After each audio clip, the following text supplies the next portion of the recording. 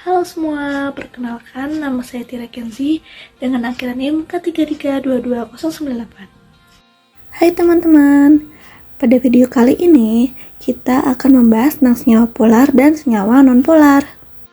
Tujuan pembelajaran dari video kali ini adalah yang pertama, peserta didik dapat menjelaskan konsep ikatan kovalen serta proses terbentuknya ikatan melalui penggunaan pasangan elektron bersama antar atom. Yang kedua, peserta didik dapat membedakan ikatan kovalen polar dan non-polar berdasarkan nilai elektronegativitas dan bentuk molekulnya. Yang ketiga, peserta didik dapat mengaitkan kepolaran ikatan dengan sifat fisik zat seperti kelarutan dan titik didih. Nah, pernahkah kalian mencampurkan air dan minyak? Jika pernah, apa yang terjadi? Apakah air dan minyak akan bercampur? Jika tidak, mengapa demikian? Nah, mari kita simak kelanjutan dari video kali ini ya. Menurut kalian, air itu polar atau non-polar? Nah, bagaimana dengan minyak? Menurut kalian, minyak itu termasuk polar atau non-polar sih? Sebelumnya, kita cari tahu dulu nih, apa itu pengertian dari senyawa polar? Senyawa polar adalah senyawa yang memiliki distribusi muatan yang tidak merata akibat perbedaan elektronegatifan antar atom. Artinya, dalam satu molekul ada bagian yang sedikit bermuatan negatif dan bagian lain yang sedikit bermuatan positif. Ketidakseimbangan ini membuat senyawa tersebut memiliki kutub positif dan kutub negatif. Senyawa polar juga memiliki sifat-sifat yang membedakan ia dengan senyawa yang lain. Yang pertama, senyawa polar memiliki perbedaan keelektronegatifan antara atom-atom yang terikat. Misalnya nih, H dan Cl dalam HCl. Yang kedua, distribusi elektron tidak merata pada senyawa polar menyebabkan terbentuknya kutub positif dan negatif. Yang ketiga, bentuk molekulnya tidak simetris.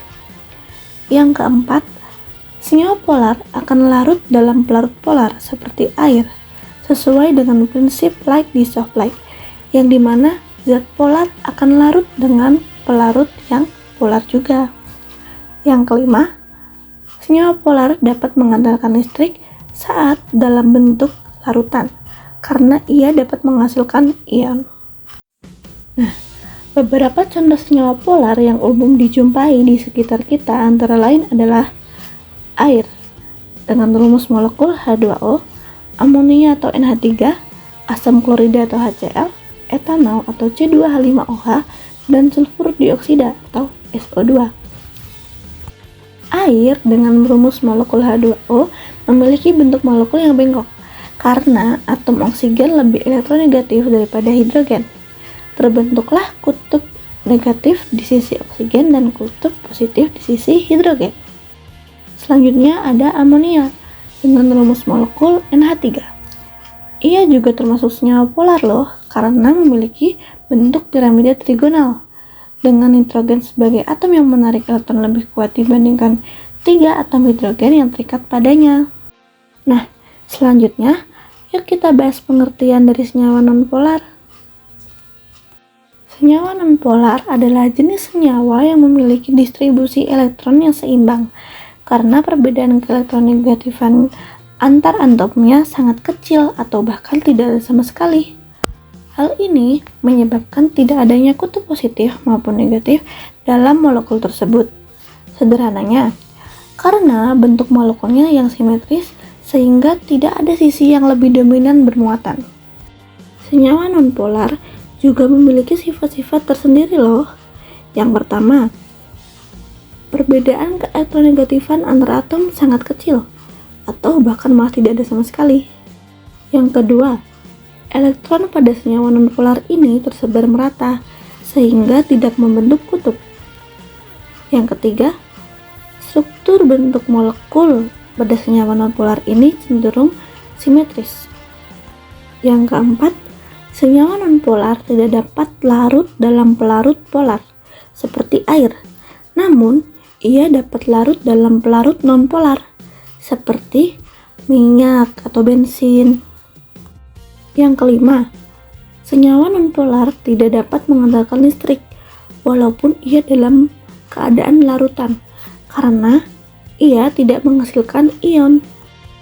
Contoh senyawa nonpolar bisa ditemukan di banyak senyawa sederhana yang ada di sekitar kita, seperti gas oksigen atau O2, gas nitrogen atau N2, karbon dioksida atau CO2, metana atau CH4, dan gas hidrogen atau H2.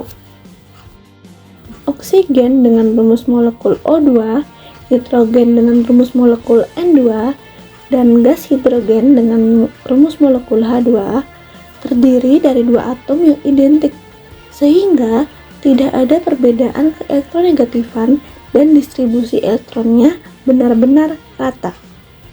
Selanjutnya ada karbon dioksida atau CO2. Ia memang tersusun dari unsur-unsur yang berbeda, tetapi karena molekulnya berbentuk linear dan simetris, maka ia termasuk ke dalam senyawa nonpolar. Begitu juga dengan metana atau CH4, bentuknya tetrahedral dan simetris, sehingga tidak terjadi penumpukan muatan pada salah satu sisinya, sehingga metana atau CH4 termasuk ke dalam senyawa nonpolar. Senyawa polar dan nonpolar ini memiliki perbedaan yang signifikan. Agar lebih pahamnya, kalian dapat simak penjelasan dari tabel berikut ini ya. Perbedaan yang pertama adalah jika jumlah atom sama dengan 2 atau diatom. Pada senyawa polar, kedua atomnya berbeda, membentuk molekul senyawa. Contohnya HCl dan HI. Sedangkan pada senyawa nonpolar, kedua atomnya sama, membentuk molekul unsur. Contohnya Cl2, O2, N2, dan H2. Nah, perbedaan yang kedua, jika atomnya jumlahnya lebih dari 2 atau poliatom. Pada senyawa polar, atom pusat memiliki PeB, contohnya H2O. Pada H2O, ia memiliki pasangan elektron bebasnya ada 2 pasang. Sedangkan pada senyawa nonpolar, atom pusatnya tidak memiliki PeB, contohnya PCl5. Perbedaan selanjutnya ada pada bentuk molekul. Pada senyawa polar, bentuk molekulnya asimetris, contohnya PCl3.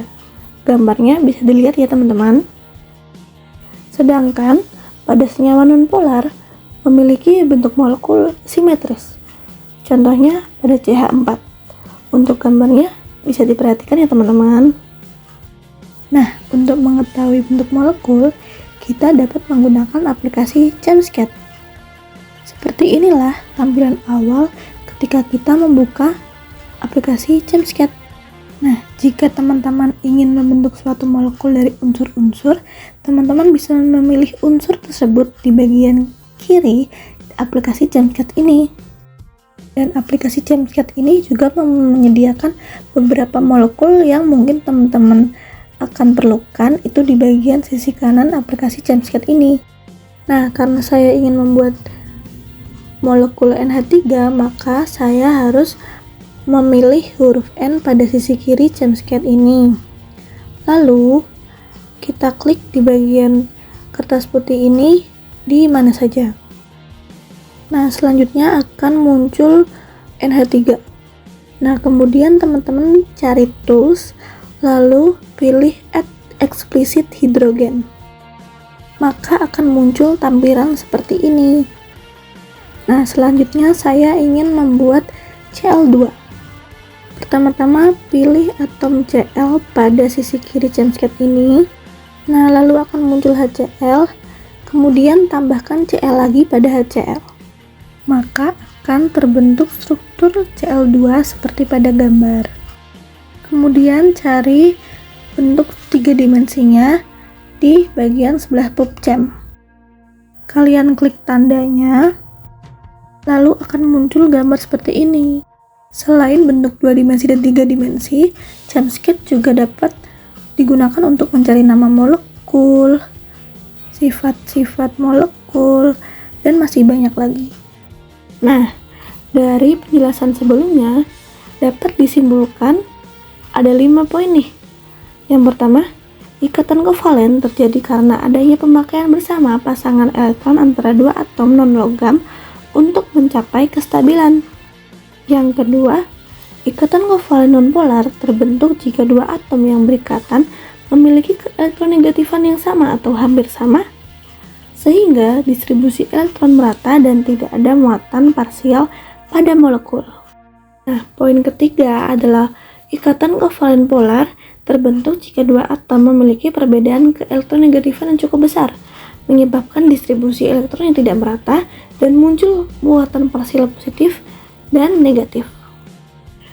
Yang poin keempat, sifat-sifat zat seperti kelarutan, keelektronegatifan, pengantaran listrik dipengaruhi oleh jenis ikatan kovalen yang dimiliki zat polar yang cenderung larut dalam pelarut polar, sedangkan zat nonpolar akan larut dalam pelarut nonpolar juga.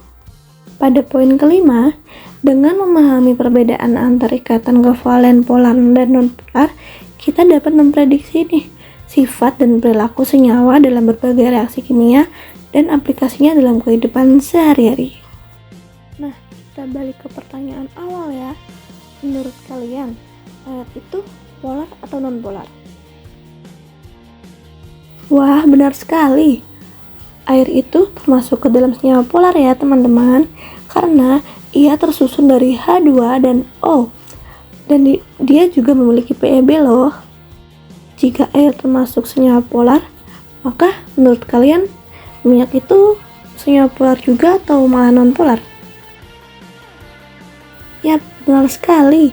Minyak itu termasuk senyawa non-polar ya teman-teman, karena ia tidak memiliki PeB dan bentuk molekulnya simetris. Wah, cukup mudah ya teman-teman.